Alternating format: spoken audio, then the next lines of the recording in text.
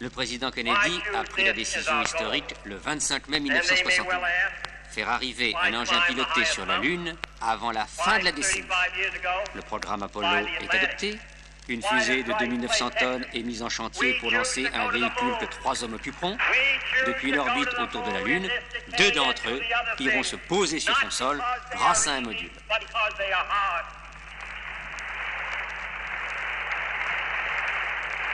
6 vols automatiques ont permis de tester le matériel. Avec Apollo 7, débuté en octobre 1968, 4 vols pilotés préparatoires. Apollo 11, c'est le grand voyage.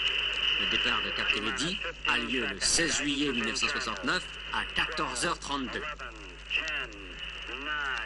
Ignition sequence start. 6, 5, 4, 3, 2, 1, 0. All engine running.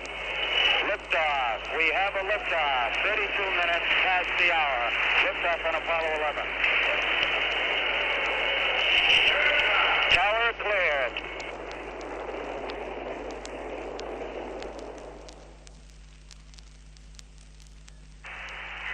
Houston, Apollo 11, that Saturn gave us a magnificent ride. Roger, 11, we'll set it on, and it certainly looks like you're well on your way now. Roger, Eagle, contact. Roger, how does it look? Le 19 juillet à 18h22, Apollo 11 s'est placé sur une orbite lunaire. Le lendemain, tandis que Michael Collins reste dans la cabine, Columbia, ses 2 compagnons, Neil Armstrong et Edwin Aldrin, ont pris place dans le module lunaire Eagle.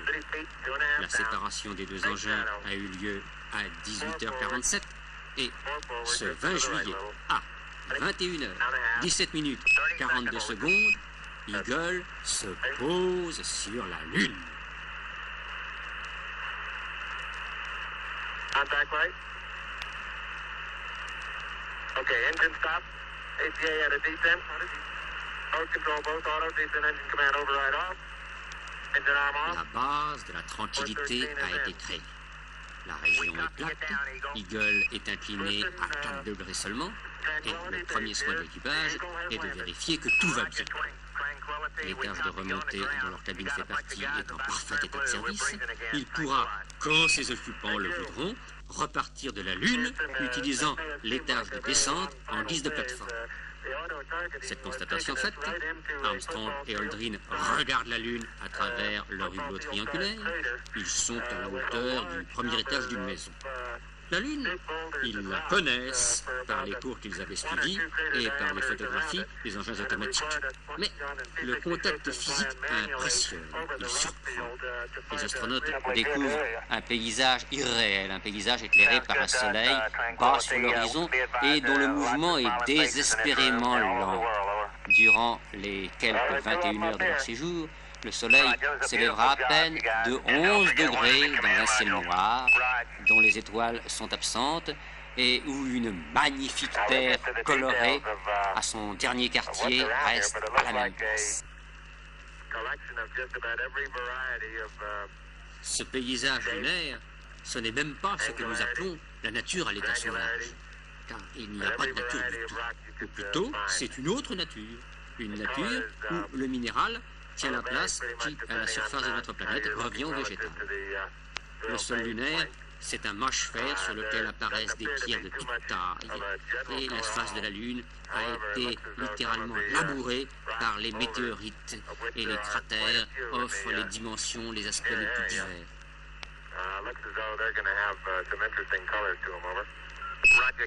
Maintenant, c'est la marche sur la Lune. Armstrong et Aldrin ont eu quelques peines à revêtir leur équipement et ils nous ont fait vivre une heure d'émotion. Enfin, à 3h38, la porte est ouverte. Armstrong l'a franchie, il emprunte l'échelle, il dégage au passage la caméra grâce à laquelle 1 milliard d'yeux à la surface de la Terre peuvent soudain le voir. Arrivé en bas de l'échelle, il semble hésiter, par précaution, mais aussi parce que l'instant est extrêmement émouvant. Soudain, ce 21 juillet, à 3h56, Armstrong est sur la Lune. Oui, ce petit pas de l'homme, c'est un grand pas pour l'humanité. C'est par excellence l'événement de son histoire. Depuis son apparition, l'homme n'avait su que marcher dans les ornières des reptiles et des mammifères. Voici qu'il se trouve sur une terre du ciel. Mais les équipements